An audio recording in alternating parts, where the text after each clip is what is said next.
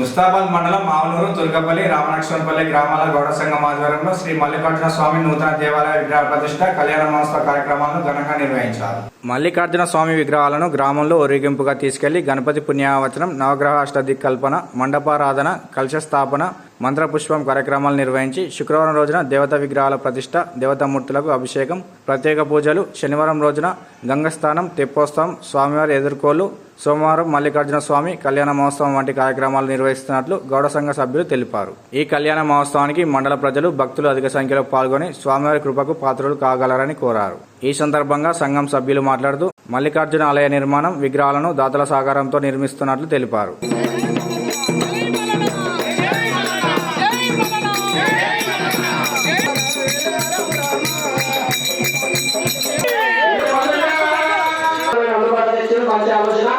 ఇక్కడ వరకు కొంచెమే అందరు కావాలి.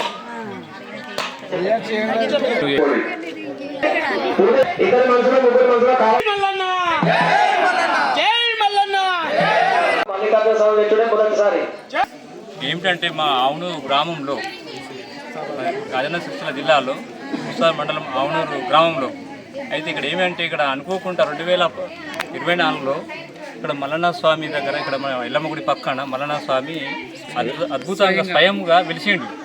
చాలామంది ప్రజలు ఎందరో వచ్చి విషయం ఇక్కడ మల్లన్న స్వామి వెలిసిందని చెప్పగానే మా ఇక్కడ దాతలు వచ్చి మన ఇక్కడ ఎవరంటే మన వెంకటపూర్ గ్రామానికి చెందిన మన పెద్దోళ్ళ ఎల్లమ్మ గారు అంటే మన బీడీ కంపెనీ అతడు గుడి నిర్మాణం చేశారు. అతనితోటి ప్రారంభం చేసి విగ్రహదాతలు వచ్చి మా ఆవునూరు గ్రామం చెందిన నక్కదాసరి శ్రీకాంత్ వాళ్ళ కుటుంబ సభ్యులు, మరి అదేవిధంగా టైల్స్ దాత కూడా ఎల్లారెడ్డి గారు, అదేవిధంగా మన విగ్రహానికి మన గుడికి మెయిన్ బండ ఇది బండారు ఇస్తా అని మా అల్లుబండ మా బండి ఆశాగౌడ్ గారు ముందుకు వచ్చి తలుపులు ఎవరంటే కుర్ర అంజయ్య గారు వాళ్ళ కుటుంబ సభ్యులు దాతగా ఇచ్చారు. అదేవిధంగా అన్నదానానికి కానీ అన్ని విధాలుగా అన్నదానానికి మా ముందుకు వచ్చిన మా మాజీ ఎంపీపీ గారు చరిత్ర ఒక 3 క్వింటాల బియ్యం మాకు ఇవ్వడం జరిగింది. అదేవిధంగా అన్నదానానికి కూరగాయలకు సంబంధించిన కుమార్ దేవయ్య గారు, ఇట్లా దాతలతోటి మంచిగా 1500 మేము గుడి నిర్మాణం కొనసాగించుంటివి. అదేవిధంగా ప్రతిష్టకు ఈరోజు విగ్రహాలు తీసుకొచ్చి ఊరేగింపు ద్వారా చేసినవి. రేపు ప్రతిష్ట ఉంటుంది. అదేవిధంగా 8, 9, 10 రోజులు 10వ తారీఖు వరకు గుడి ప్రతిష్ట జరుగుతుంది. కావున మా భక్తులందరూ రావాలని మేము వేడుకుంటున్నాం. ఆవునూరు గ్రామం రామలక్ష్మపల్లిలో మల్లన్న స్వామి 2024లో వెళ్ళడం జరిగింది.